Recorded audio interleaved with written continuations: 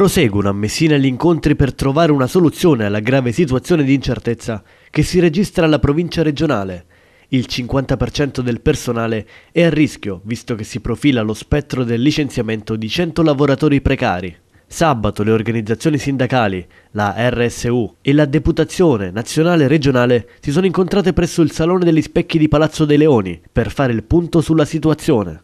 Il prossimo 23 giugno invece è previsto uno sciopero regionale a Palermo. In Sicilia peraltro la problematica è ancora più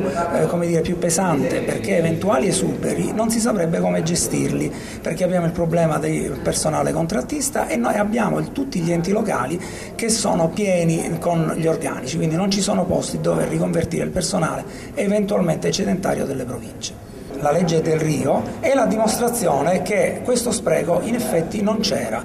perché ci si è accorti a 6 mesi dall'entrata in vigore della Del Rio che questo tipo di riforma non ha prodotto alcun risparmio e la legge di stabilità del 2015 ha volutamente, nel tentare di dimostrare che c'era un risparmio, ha voluto addirittura prelevare risorse proprie degli enti, sottraendole quindi ai servizi che vengono resi, quindi alla manutenzione delle strade, alla manutenzione e funzionamento degli istituti secondari di istruzione e soprattutto al trasporto e assistenza dei disabili. Tutte queste risorse sono state sottratte e quindi il risparmio è evidente che il governo nazionale lo vuol fare sulla pelle dei dipendenti e sulla pelle dei cittadini.